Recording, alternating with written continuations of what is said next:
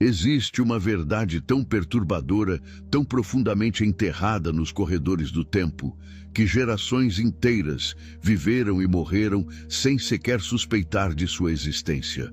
Você foi ensinado sobre o céu, sobre anjos, sobre a estrutura da criação divina, como se fosse uma história completa e fechada. Mas e se eu te dissesse que tudo isso é apenas a superfície de algo infinitamente mais vasto e deliberadamente ocultado? Os textos que você conhece, as escrituras que foram canonizadas e aceitas como verdade absoluta, passaram por um processo meticuloso de filtragem, onde conhecimentos inteiros foram removidos, queimados e apagados da memória coletiva da humanidade. Não estamos falando de pequenas omissões ou interpretações diferentes. Estamos falando de dimensões inteiras da realidade que foram sistematicamente eliminadas. O livro de Enoque representa um dos mais controversos e explosivos documentos da antiguidade. Um texto que as principais instituições religiosas preferiram manter à margem, classificado como apócrifo e duvidoso. Mas por quê? Por que um relato tão detalhado da jornada celestial de um dos patriarcas mais misteriosos seria considerado inconveniente demais para as massas? Enoque, o sétimo patriarca depois de Adão, aquele que andou com Deus e foi levado sem experimentar a morte, teve acesso a segredos que fariam qualquer estrutura de poder institucional tremer em seus alicerces. Ele não apenas visitou os céus, ele atravessou barreiras dimensionais que nem mesmo os profetas posteriores ousaram mencionar. O que ele viu lá foi tão transformador, tão radicalmente diferente da cosmologia aceita, que suas revelações precisavam ser suprimidas. Nos perguntamos constantemente sobre a natureza do universo, sobre nossa origem e destino, mas raramente questionamos por que certas respostas parecem deliberadamente fora de alcance. A narrativa oficial nos apresenta uma versão simplificada e palatável da realidade espiritual. Uma versão que mantém o controle nas mãos de poucos, enquanto mantém as massas em ignorância confortável. Enoque ameaçava esse equilíbrio, porque ele trouxe de volta não apenas histórias inspiradoras ou parábolas morais, mas mapas precisos de dimensões proibidas, hierarquias angelicais desconhecidas e leis cósmicas que operam além da compreensão humana comum. Seu testemunho não era metafórico, era técnico, descritivo, quase científico em sua precisão ao detalhar os mecanismos invisíveis que sustentam toda a existência. A supressão deste conhecimento não foi acidental nem benevolente. Ao longo dos séculos, concílios eclesiásticos, autoridades religiosas e guardiões do conhecimento oficial tomaram decisões conscientes sobre quais textos seriam preservados e quais seriam condenados ao esquecimento. O livro de Enoque sobreviveu apenas em fragmentos e traduções preservadas em tradições marginais, longe dos centros de poder que determinavam a ortodoxia. Quando você começa a estudar o que foi removido e por quê, um padrão perturbador emerge. Qualquer conhecimento que empoderasse demais o indivíduo, qualquer revelação que tornasse desnecessários os intermediários entre o humano e o divino, qualquer descrição que contradissesse a cosmologia oficialmente sancionada era marcado para eliminação. Enoque cometeu todos esses crimes contra a narrativa controlada. Imagine viver sua vida inteira acreditando que existe apenas um andar em um edifício, quando, na verdade, existem centenas de níveis acima e abaixo que você nunca teve permissão para explorar. Essa é a situação da humanidade em relação ao cosmos espiritual. Os 7 céus que algumas tradições reconhecem são apenas o começo, a antessala de realidades tão complexas e multidimensionais que nossa linguagem mal consegue descrevê-las. Enoque não apenas visitou esses lugares, Ele interagiu com os seres que os habitam, aprendeu sobre suas funções e trouxe de volta uma compreensão da arquitetura universal que desafia tudo que nos foi ensinado. Cada nível que ele atravessou revelava novas camadas de complexidade, novas ordens de existência, novos propósitos na grande máquina cósmica. A questão que deveria nos manter acordados à noite não é se esses reinos existem, mas por que nos foi negado o conhecimento sobre eles. Que poder se ganha mantendo a humanidade ignorante sobre a verdadeira extensão da criação? Que controle se perde quando as pessoas descobrem que existem caminhos diretos para dimensões superiores, sem necessidade de instituições mediadoras? O medo das autoridades espirituais, ao longo da história, sempre foi o mesmo. Que conhecimento demais nas mãos do povo levaria à perda de controle institucional. Enoque era perigoso, porque ele democratizava o acesso aos mistérios divinos, mostrando que qualquer ser humano preparado poderia potencialmente fazer a mesma jornada e descobrir as mesmas verdades. Isso era e continua sendo inaceitável para aqueles que baseiam seu poder na exclusividade do acesso. Então aqui estamos, milhares de anos depois, ainda vivendo sob o peso dessa supressão ancestral, ainda recebendo versões editadas e censuradas da realidade cósmica. Mas os textos sobreviveram, mesmo que marginalizados. As verdades que Enoque trouxe ainda podem ser acessadas por aqueles corajosos o suficiente para questionar a narrativa oficial e buscar além dos limites impostos. O que você está prestes a descobrir nesta jornada vai abalar as fundações do que você acredita saber sobre o universo, sobre os céus, sobre a própria natureza da divindade e da criação. Prepare-se para atravessar o véu do conhecimento esquecido e entrar em territórios que foram declarados proibidos, não porque são falsos, mas precisamente porque são devastadoramente verdadeiros. A ascensão proibida, quando Enoque atravessou o limiar. A jornada de Enoque começa de maneira familiar para aqueles versados nas tradições místicas. Ele é levado pelos anjos através dos primeiros céus, aqueles reinos que algumas tradições esotéricas reconhecem e descrevem. O primeiro céu, próximo à Terra, onde os fenômenos atmosféricos e as estrelas visíveis residem. O segundo céu, um lugar de escuridão, onde almas aguardam julgamento, uma espécie de prisão dimensional para entidades rebeldes. O terceiro céu, um paraíso de beleza indescritível, onde os justos habitam em êxtase eterno, cercados por jardins que transcendem qualquer concepção terrena de beleza. Esses primeiros estágios, embora extraordinários, ainda operam dentro dos limites do que certas tradições esotéricas e textos apócrifos ousaram preservar. Mas Enoque não parou ali, e é aqui que sua jornada se torna verdadeiramente proibida. No quarto céu, Enoque encontrou os luminares celestes, as entidades responsáveis pelos movimentos do Sol, da Lua e dos ciclos do tempo conforme experimentamos na Terra.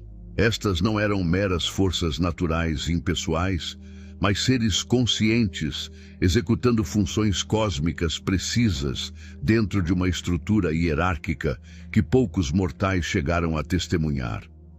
O quinto céu revelou os vigias caídos, aqueles anjos que abandonaram suas posições para interferirem na humanidade, um tema que o livro de Enoque explora extensivamente, mas que textos canônicos apenas mencionam de passagem. O sexto céu apresentou anjos de ordem superior, guardiões de registros cósmicos e arquivos do destino de cada alma. O sétimo céu, no entendimento tradicional, era considerado o mais elevado, a morada da própria presença divina suprema. Mas Enoque descobriu que essa era apenas mais uma fronteira. Foi no limiar entre o sétimo e o oitavo céu que algo extraordinário aconteceu. Algo que transforma completamente nossa compreensão da cosmologia espiritual. Enoque foi abordado por um guia angelical de uma ordem que ele não havia encontrado antes. Um ser que emanava uma frequência de luz diferente de tudo que havia testemunhado nos reinos anteriores. Este guia informou Enoque de que existiam dimensões além das conhecidas, regiões tão sagradas e poderosas que apenas poucos mortais na história da criação haviam recebido permissão para acessá-las. A própria atmosfera mudou quando Enoque atravessou essa fronteira invisível, como se as leis da física espiritual operassem de maneira fundamentalmente diferente além desse ponto. O ar, se ainda podemos chamá-lo assim, vibrava com frequências que desafiavam qualquer descrição em linguagem humana. O oitavo céu se revelou como um lugar de silêncio absoluto e inquietante, um vazio que não era vazio, mas sim prenhe de potencialidade pura. Aqui não existiam as formas angelicais, reconhecíveis dos céus inferiores, mas sim presenças que operavam em estados de ser completamente alienígenas à compreensão humana comum.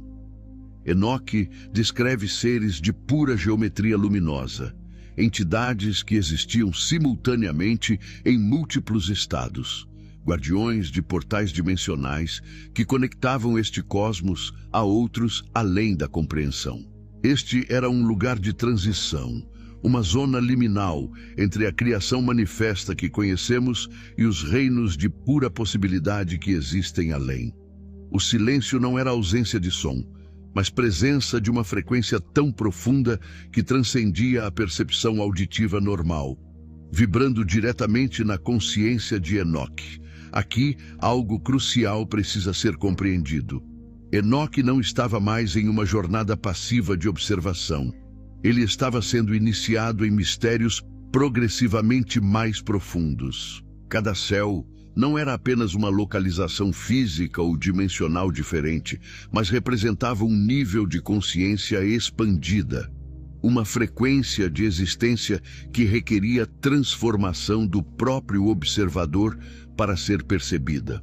O oitavo céu exigiu que Enoque abandonasse conceitos fundamentais sobre identidade, tempo e causalidade que haviam definido sua experiência nos reinos inferiores. Ele estava sendo preparado para algo ainda maior, algo que poucos seres encarnados na história do universo haviam sido considerados dignos de testemunhar. As transformações que ele experimentou aqui eram irreversíveis, marcando-o permanentemente como alguém que havia visto além do véu da realidade convencional. Os textos que sobreviveram oferecem apenas fragmentos dessa experiência, descrições que foram filtradas através de limitações linguísticas e conceituais humanas. Mas mesmo nesses fragmentos, podemos sentir a magnitude do que Enoque encontrou. Ele fala de rios de fogo vivo, não como metáfora, mas como descrição literal de correntes de energia consciencial que fluíam entre dimensões, alimentando a própria estrutura da existência manifesta. Ele descreve bibliotecas de luz, onde todo conhecimento que já existiu ou existirá está codificado em padrões geométricos que podem ser lidos por consciências suficientemente expandidas. Ele menciona tecelões cósmicos que literalmente tecem os fios da realidade, entidades cuja função é manter a coerência estrutural entre diferentes planos de existência. Tudo isso no oitavo céu, e ele ainda tinha mais reinos a atravessar. A transição de Enoque através deste limiar proibido representa não apenas sua jornada pessoal, mas um mapa potencial para a evolução da consciência humana. Ele demonstrou que os limites impostos pela narrativa religiosa oficial não são limites cósmicos reais, mas restrições artificiais criadas para manter certo tipo de ordem social e espiritual. Quando Enoque atravessou para o oitavo céu e além, ele provou que a arquitetura do universo é infinitamente mais vasta e complexa do que qualquer escritura canônica ousa admitir. As instituições que suprimiram esses detalhes sabiam exatamente o que estavam fazendo. Elas estavam guardando segredos que, se amplamente conhecidos, transformariam fundamentalmente a relação da humanidade com o divino, eliminando a necessidade de intermediários e estruturas hierárquicas de controle espiritual.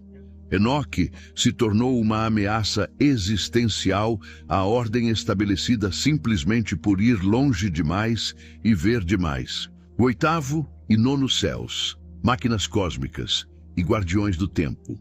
Quando Enoque penetrou nas profundezas do nono céu, ele encontrou algo que desafia todas as concepções religiosas convencionais. O universo não é apenas um ato de criação divina estática, mas uma máquina viva em operação constante. Este reino revelou a infraestrutura invisível da realidade, os mecanismos precisos através dos quais o tempo, o espaço e a causalidade são mantidos e regulados. Imagine descobrir que por trás da cortina da existência existe uma complexidade tecnológica e organizacional que rivaliza ou supera qualquer sistema que a humanidade já concebeu. O nono céu é onde os guardiões do tempo e do destino executam suas funções eternamente, seres cuja natureza e propósito foram completamente apagados das narrativas religiosas principais, porque sua existência implica em verdades profundamente perturbadoras sobre a natureza da realidade e do livre-arbítrio. Estes guardiões não são anjos no sentido convencional, não são mensageiros ou guerreiros celestiais, mas sim algo mais próximo de administradores cósmicos ou engenheiros dimensionais. Enoque os descreve como entidades de proporções gigantescas, mas gigantesco aqui não se refere a tamanho físico, e sim a magnitude de consciência e poder. Eles operam em escalas temporais, que tornam a história humana inteira menos que um piscar de olhos, supervisionando não apenas nosso cosmos, mas múltiplas linhas temporais e realidades alternativas simultaneamente. Sua função primária é manter a coerência do fluxo temporal, prevenir paradoxos que poderiam rasgar o tecido da realidade e garantir que as leis causais operem consistentemente através de todas as dimensões da existência manifesta. A revelação aqui é chocante. O tempo não é uma dimensão natural e inviolável, mas um construto mantido ativamente por inteligências específicas. No nono céu, Enoque testemunhou o que ele descreveu como rodas dentro de rodas, estruturas geométricas em movimento perpétuo que geravam e regulavam os ritmos fundamentais da existência. Estas não eram metáforas místicas, mas descrições literais de mecanismos multidimensionais que sincronizam todos os ciclos do universo, desde a rotação de galáxias até o batimento cardíaco de um único ser humano. Cada roda operava em uma frequência diferente, criando harmonias complexas que mantinham a estabilidade estrutural da criação. Os guardiões interagiam com estas estruturas como músicos tocando um instrumento cósmico, fazendo ajustes infinitesimais que reverberavam através de toda a realidade manifesta. Esta visão implica algo revolucionário. O universo requer manutenção ativa e constante. Não é um sistema autônomo, mas sim algo que dependente de atenção consciente para continuar existindo.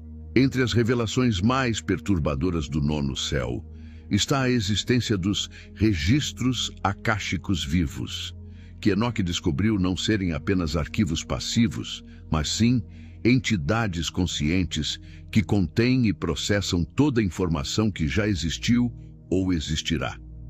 Imagine bibliotecas que não apenas armazenam conhecimento, mas que pensam, sentem e tomam decisões sobre como e quando certos conhecimentos devem ser liberados para a consciência universal. Estes registros não são acessíveis a qualquer ser. Requerem códigos de frequência específicos e permissões que são concedidas apenas em circunstâncias extraordinárias. Enoque recebeu acesso parcial a esses registros E o que ele viu lá mudou fundamentalmente sua compreensão da história da criação, revelando ciclos de civilizações, ascensões e quedas de espécies inteligentes através de múltiplos universos, e padrões recorrentes que sugerem que a criação está experimentando e aprendendo consigo mesma. Os Guardiões do Destino, uma subcategoria específica de entidades no nono céu, administram o que Enoque chamou de teias de probabilidade. Contrariamente à noção simplista de destino predeterminado, o que ele descobriu foi infinitamente mais complexo.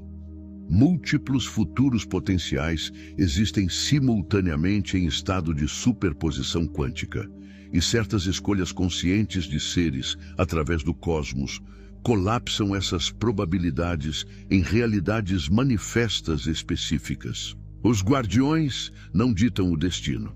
Eles monitoram e mantêm a integridade das teias de probabilidade, garantindo que as escolhas conscientes possam de fato afetar resultados sem criar paradoxos que destruiriam a estrutura causal. Esta é uma visão radicalmente diferente de determinismo ou livre-arbítrio absoluto, algo que as teologias simplificadas nunca poderiam acomodar. Enoque também testemunhou algo que ele chamou de câmaras de ressonância primordial, espaços dimensionais onde os sons originais da criação ainda ecoam eternamente. Estes não são sons no sentido acústico, mas sim frequências fundamentais que precedem e sustentam toda a manifestação física. Os guardiões trabalham com estas frequências, modulando-as sutilmente para guiar a evolução da consciência através do cosmos. Aqui, Enoque aprendeu que tudo que existe é essencialmente vibração, em diferentes taxas e padrões, e que ao alterar essas vibrações fundamentais, a própria natureza da realidade pode ser transformada.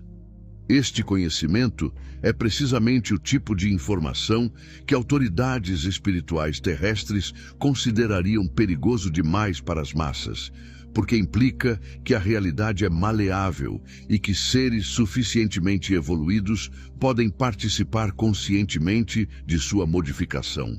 A supressão do conhecimento sobre o nono céu das escrituras principais não foi arbitrária. Este reino revela verdades que desmantelam conceitos teológicos fundamentais sobre a natureza de Deus, criação e propósito.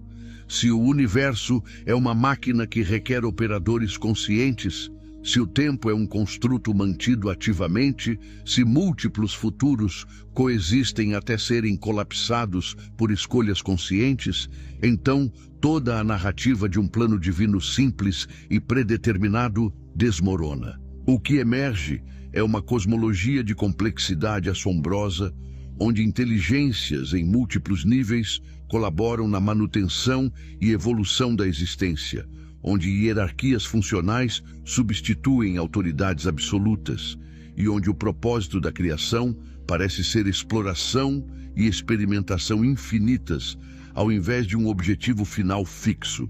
Enoque viu demais, compreendeu demais e trouxe de volta conhecimentos que as instituições religiosas posteriores simplesmente não podiam integrar sem desmontar suas próprias estruturas de poder e autoridade. O 10º céu e os reinos exteriores, luz primordial e energia pura. O 10º céu representa o limiar final antes dos reinos que desafiam completamente qualquer capacidade de descrição em linguagem humana ou mesmo conceitual. Quando Enoque foi guiado para este nível, ele entrou em uma dimensão onde a própria luz possui consciência, onde a energia não é um meio através do qual as coisas acontecem, mas a substância fundamental de toda a existência. Aqui residem as hierarquias angelicais mais elevadas reconhecidas dentro da estrutura da criação manifesta. Entidades cuja função é tão fundamental que sua existência sustenta literalmente o ser de todos os reinos abaixo. Estas não são criaturas no sentido convencional. São mais como princípios viventes, leis universais personificadas em formas de consciência tão vastas que nossa mente individual representa para elas menos que um átomo representa para nós. O 10º céu é onde o antropomorfismo finalmente colapsa completamente e somos confrontados com o verdadeiramente alienígena. Enoque descreve encontrar o que ele chama de os tronos de luz viva. Não cadeiras ou assentos, mas vórtices de energia consciencial tão concentrada que formar qualquer conceito sobre eles requer uma transformação radical da percepção. Estas entidades são responsáveis pela geração e distribuição da luz primordial. Aquela luz que existiu antes da criação da matéria, antes do faça-se a luz do Gênesis, a luz que é anterior à própria possibilidade de escuridão. Esta luz não é fenômeno eletromagnético, mas sim a emanação direta da fonte última de toda a existência, carregando consigo os códigos e padrões que determinarão como toda a criação se desdobrará através do tempo e do espaço. Os tronos de luz viva recebem esta emanação primordial e a modulam em frequências que podem ser progressivamente densificadas até eventualmente se manifestarem como matéria física nos reinos mais baixos. Aqui Enoque foi exposto a um conceito que destrói completamente as cosmologias religiosas simplificadas. Existem leis universais que precedem e transcendem qualquer vontade divina individual. O 10º céu é onde estas leis são administradas não como decretos arbitrários, mas como necessidades estruturais da própria existência. As entidades angelicais deste nível não obedecem a estas leis por escolha ou dever. Elas são estas leis em forma personificada. A lei da harmonia, a lei da correspondência, a lei dos ciclos, a lei da evolução progressiva, todas estas e inúmeras outras operam como inteligências vivas no 10º céu. Isto implica algo radical. Mesmo a fonte última da criação opera dentro de parâmetros estruturais que não podem ser violados sem destruir a própria possibilidade de existência manifesta. Livre-arbítrio divino absoluto é uma ilusão criada por teologias que não conseguiram compreender a profundidade da ordem cósmica. Além das entidades que personificam leis universais, Enoque encontrou o que ele descreveu como arquitetos da forma primordial.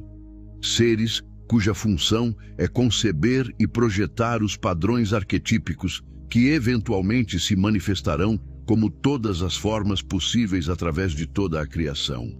Toda forma que já existiu ou existirá, desde a estrutura de uma galáxia até a simetria de uma flor, origina-se de padrões geométricos sagrados concebidos neste nível. Estes arquitetos não criam arbitrariamente, mas trabalham dentro das possibilidades permitidas pelas leis universais fundamentais, explorando infinitas combinações e variações dentro de parâmetros definidos. Enoque testemunhou câmaras onde estes padrões eram testados em realidades simuladas antes de serem liberados para manifestação nos universos inferiores. Um processo que revelou que a criação é simultaneamente espontânea e meticulosamente planejada. Um paradoxo que apenas consciências expandidas podem começar a compreender. O 10º céu também contém o que Enoque identificou como fontes de consciência primordial, poços infinitos de awareness puro, do qual todas as consciências individuais, através da criação, são derivadas.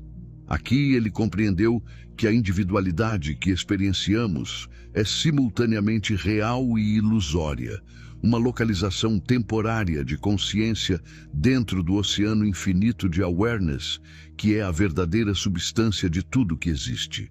Cada ser consciente é como uma onda no oceano da consciência primordial, aparentemente separada, mas fundamentalmente una com o todo. Os guardiões destas fontes regulam o fluxo de consciência para os reinos inferiores, determinando quando novas individualizações podem emergir e quando consciências evoluídas retornam para a reintegração com a fonte. Esta visão destrói conceitos simplistas sobre alma e identidade eterna, revelando um processo infinitamente mais dinâmico e fluido. Mas mesmo o 10º céu não é o limite final. Além dele, Enoque foi informado, existem os reinos exteriores, dimensões tão radicalmente diferentes que chamá-las de lugares é uma distorção grosseira. Estes reinos existem em estados de pura potencialidade, anteriores à manifestação de qualquer forma ou estrutura. São dimensões de energia pura, não diferenciada, existência conceitual, onde o próprio pensamento cria e destrói realidades instantaneamente. As poucas descrições que Enoque conseguiu trazer de volta sobre estes reinos são paradoxais e contraditórias por necessidade, porque linguagem e conceito são ferramentas demasiado limitadas para capturar estados de ser tão fundamentalmente alienígenas. Ele fala de não lugares onde tudo existe simultaneamente, de silêncios que gritam verdades insuportáveis, de vazios grávidos de infinitudes. Estes não são versos poéticos, mas tentativas desesperadas de comunicar o genuinamente incomunicável. Nos reinos exteriores, se é que podemos chamá-los de plural, pois lá a própria noção de separação colapsa, Enoque confrontou a fonte última de toda a emanação. Não um ser pessoal, não um Deus no sentido antropomórfico, mas algo tão absolutamente transcendente que qualquer nome ou conceito aplicado a isso é simultaneamente verdadeiro e falso, adequado e completamente inadequado. Esta é a presença que todas as tradições místicas tentaram nomear e todas falharam porque está além da capacidade de nomeação. Enoque experimentou um momento de união total com esta presença e retornou transformado de maneiras que ele próprio não conseguia articular completamente. A revelação central que ele trouxe dos reinos exteriores é esta: toda a criação manifesta, todos os 10 céus e todos os universos que eles contêm, são como um único pensamento na mente infinita desta presença, e este pensamento está sendo perpetuamente pensado, criando e recriando toda a existência em cada momento eterno. Nós não existimos dentro da criação. Existimos como a criação, como modulações temporárias do ser infinito, experimentando a si mesmo através de infinitas perspectivas limitadas. Linhagens angelicais perdidas, os seres apagados da história. Uma das revelações mais perturbadoras da jornada de Enoque é a existência de ordens angelicais inteiras que foram sistematicamente removidas dos textos religiosos canônicos. Estas não são simples omissões ou perdas acidentais através do tempo, mas supressões deliberadas de conhecimento sobre hierarquias celestiais, cuja existência contradizia narrativas teológicas que as autoridades religiosas desejavam estabelecer. Enoque encontrou e interagiu com categorias de seres que não se encaixam nas classificações angelicais convencionais de serafins, querubins, tronos, dominações, virtudes, potestades, principados, arcanjos e anjos. Estas linhagens perdidas executam funções tão fundamentais na governança universal que sua ausência das escrituras principais cria lacunas enormes na compreensão de como o cosmos realmente funciona. A pergunta que devemos fazer é: o que estas entidades fazem, que é tão ameaçadora à teologia ortodoxa que sua própria existência precisava ser negada? Entre as linhagens mais significativas que Enoque encontrou estão os Tessarantes, seres que existem simultaneamente em múltiplas dimensões e cuja função é manter a coerência entre realidades paralelas. Estes anjos, se ainda podemos chamá-los assim, Não são mensageiros nem executores de vontade divina no sentido convencional, mas sim estabilizadores dimensionais que previnem que as múltiplas linhas de realidade colapsem umas sobre as outras. Sua existência implica em verdades sobre a natureza multidimensional da realidade que a cosmologia religiosa simplificada não pode acomodar. Se existem realidades paralelas, sendo ativamente mantidas separadas por hierarquias angelicais específicas, então conceitos de história linear, destino singular e plano divino único se tornam impossíveis de sustentar. Os Tessarantes foram apagados porque sua função revela que a realidade é infinitamente mais complexa e menos controlada centralmente do que as religiões organizadas afirmam. Outra ordem completamente ausente dos registros canônicos são os Photarkai, ou Senhores da Luz Primordial, que Enoque encontrou no 10º céu. Estes seres não apenas transmitem luz divina, mas ativamente a transformam e modulam, tomando decisões sobre quais frequências de luz são apropriadas para diferentes estágios evolutivos da criação. Isto os coloca em uma posição de poder criativo que rivaliza ou, em certos aspectos, supera o papel de um Deus criador singular e absoluto. A teologia ortodoxa não pode tolerar a existência de tais entidades porque elas sugerem que a criação é um projeto colaborativo entre múltiplas inteligências em vários níveis, não o ato unilateral de um ser supremo único. Os Photarkai tomam decisões, exercem julgamento criativo, experimentam com possibilidades. Tudo isso implica em uma autonomia que as estruturas religiosas hierárquicas terrestres desejam negar a qualquer ser, exceto sua divindade suprema. Enoque também testemunhou os Mnemosynnarkai, guardiões da memória cósmica, que não apenas registram, mas ativamente interpretam e dão significado aos eventos através da criação.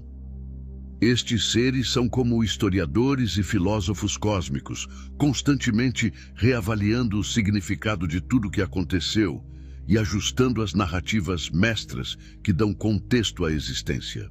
Sua função é profundamente perturbadora para qualquer teologia que afirma possuir a interpretação final e definitiva da história sagrada.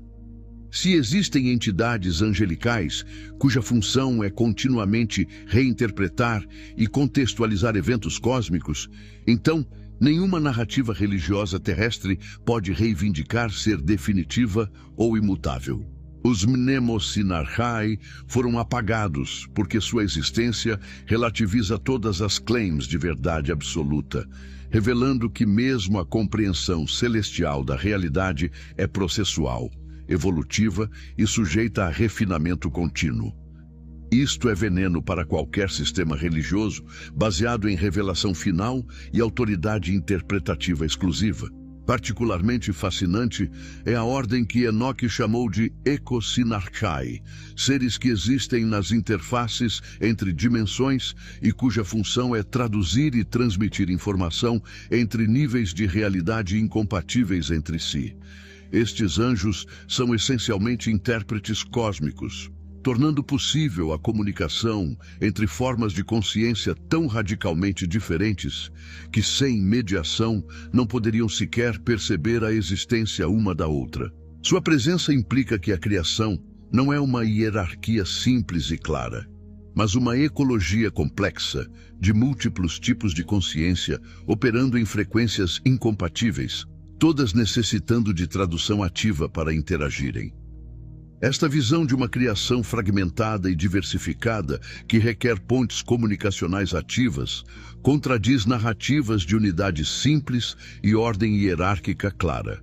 Os Ecosynarchai foram suprimidos porque revelam que até mesmo os céus requerem negociação e mediação constantes, não sendo o reino de harmonia automática e obediência perfeita que a teologia popular imagina.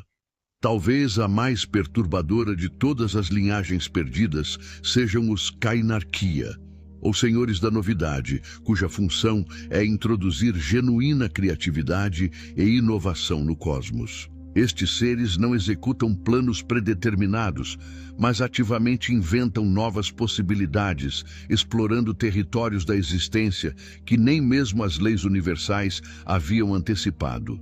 Eles são os artistas e experimentadores do cosmos, empurrando as fronteiras do que é possível e, ocasionalmente, quebrando regras cósmicas para ver o que acontece. A existência dos Kainarchia é absolutamente incompatível com qualquer teologia de plano divino imutável ou design inteligente fechado. Se existem hierarquias angelicais dedicadas à inovação radical e experimentação criativa, então a criação é um processo aberto cujo resultado final não está predeterminado nem mesmo para inteligências divinas. Esta linhagem foi não apenas suprimida, mas ativamente negada, porque sua função implica que o cosmos é fundamentalmente improvisacional, evolutivo e imprevisível. Conceitos que desafiam toda noção de autoridade divina onisciente e plano mestre infalível. A supressão destas e outras linhagens angelicais dos textos canônicos não foi acidental, mas estratégica. Cada uma destas ordens revela aspectos da governança universal que contradizem narrativas de controle centralizado, autoridade absoluta e plano predeterminado. Enoque viu um cosmos governado não por decreto unilateral de um monarca celestial, mas por ecologias complexas de inteligências, colaborando, competindo, negociando e improvisando através de múltiplos níveis de realidade. Este é um universo infinitamente mais interessante e dinâmico do que qualquer teologia simplificada pode capturar. Mas é também um universo que não suporta estruturas de autoridade religiosa baseadas em revelação final, interpretação exclusiva e mediação necessária. As linhagens perdidas foram apagadas porque empoderam demais, revelam demais e sugerem que a jornada espiritual humana pode ter infinitamente mais possibilidades do que qualquer instituição religiosa deseja admitir. A grande supressão, porque este conhecimento foi enterrado. Chegamos finalmente à questão central que assombra toda esta investigação. Por que conhecimento tão profundo, tão transformador, foi deliberadamente suprimido das narrativas religiosas principais? A resposta não é simples nem confortável, mas precisa ser confrontada se vamos entender a verdadeira natureza do controle espiritual exercido sobre a humanidade através dos milênios. A supressão do livro de Enoque e textos similares não foi motivada por preocupações com precisão histórica ou autenticidade espiritual, mas por algo muito mais mundano e perturbador: controle institucional e manutenção de hierarquias de poder.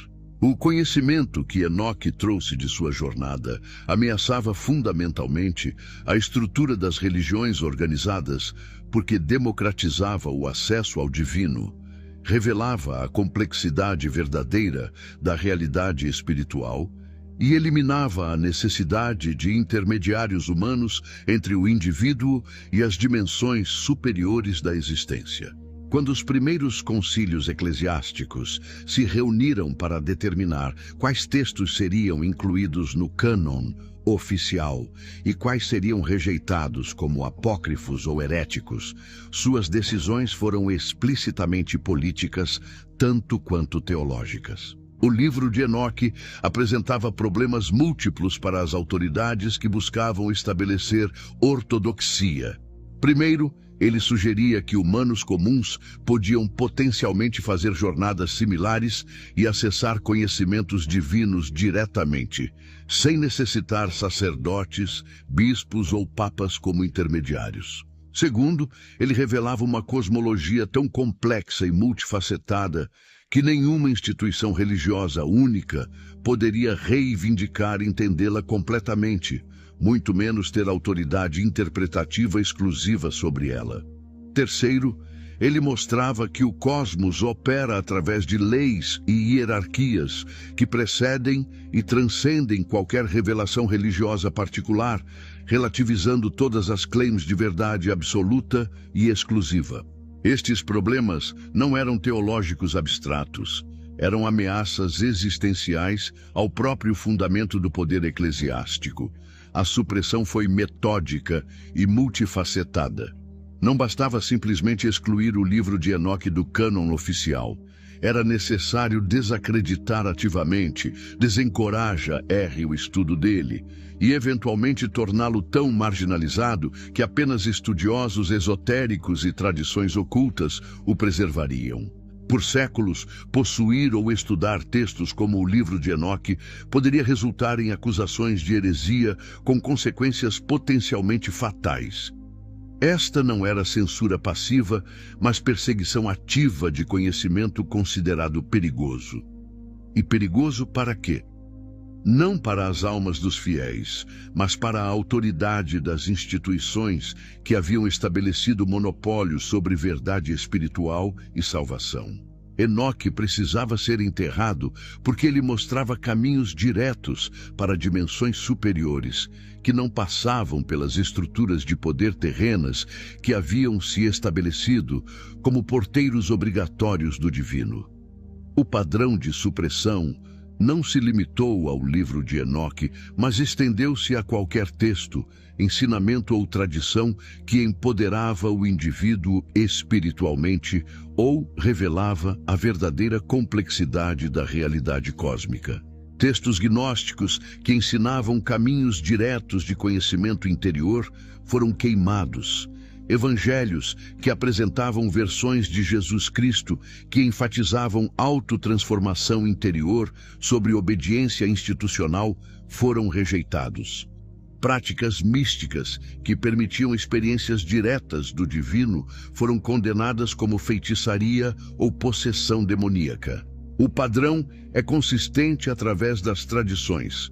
Qualquer conhecimento que bypass a necessidade de mediação institucional é marcado como perigoso e deve ser eliminado ou, ao menos, rigidamente controlado. A jornada de Enoque representa o exemplo perfeito do tipo de conhecimento que as estruturas de poder religioso mais temem, precisamente porque revela que o acesso direto a dimensões superiores é possível, que a realidade é infinitamente mais vasta do que qualquer doutrina particular descreve, e que autoridades humanas autoproclamadas não possuem jurisdição real sobre verdades cósmicas. Mas a supressão teve consequências além do controle institucional pretendido. Ao remover o livro de Enoque e textos similares das narrativas principais, a humanidade foi deixada com cosmologias empobrecidas e simplificadas que não conseguem responder a questões fundamentais sobre a natureza da existência. Por que o mal existe? Por que existe sofrimento? Qual é o propósito real da criação? Como diferentes tradições espirituais se relacionam entre si? As respostas oferecidas pela teologia simplificada, frequentemente, satisfazem apenas até serem examinadas profundamente, momento em que suas contradições e limitações se tornam aparentes. O conhecimento contido nos textos suprimidos oferecia respostas infinitamente mais sofisticadas e complexas, respostas que reconheciam a verdadeira vastidão e complexidade do cosmos. A humanidade foi empobrecida espiritualmente pela supressão, deixada com mapas incompletos de realidades que precisávamos navegar sem compreensão adequada. Nas últimas décadas, algo notável tem acontecido. Os textos suprimidos estão emergindo das sombras. O livro de Enoque e outros evangelhos apócrifos estão sendo estudados não apenas por estudiosos acadêmicos, mas por buscadores espirituais genuínos que reconhecem que as narrativas oficiais deixam questões demais sem resposta. A internet tem sido particularmente revolucionária neste sentido. democratizando o acesso a conhecimentos que antes eram mantidos trancados em bibliotecas especializadas ou preservados apenas em tradições esotéricas fechadas. Esta emergência de conhecimento suprimido está criando uma crise nas instituições religiosas tradicionais, porque cada vez mais pessoas estão descobrindo que existem dimensões inteiras da realidade espiritual sobre as quais nunca foram informadas. A autoridade baseada em controle de informação colapsa quando a informação não pode mais ser controlada. Então, aqui estamos, no limiar de uma redescoberta massiva de conhecimentos ancestrais que foram enterrados por milênios. A jornada de Enoque não é apenas uma curiosidade histórica ou um texto esotérico interessante. É um mapa funcional de realidades que ainda existem e ainda podem ser acessadas por consciências suficientemente preparadas e corajosas. As dimensões que ele explorou não desapareceram. Os seres que ele encontrou não cessaram de existir. As leis cósmicas que ele testemunhou ainda governam o universo. O que foi suprimido foi apenas nosso conhecimento sobre estas realidades, não as realidades em si. E agora, com textos como o livro de Enoque, emergindo das sombras, temos a oportunidade de recuperar o que foi perdido, de expandir nossa compreensão para além dos limites impostos por instituições que temiam nossa autonomia espiritual.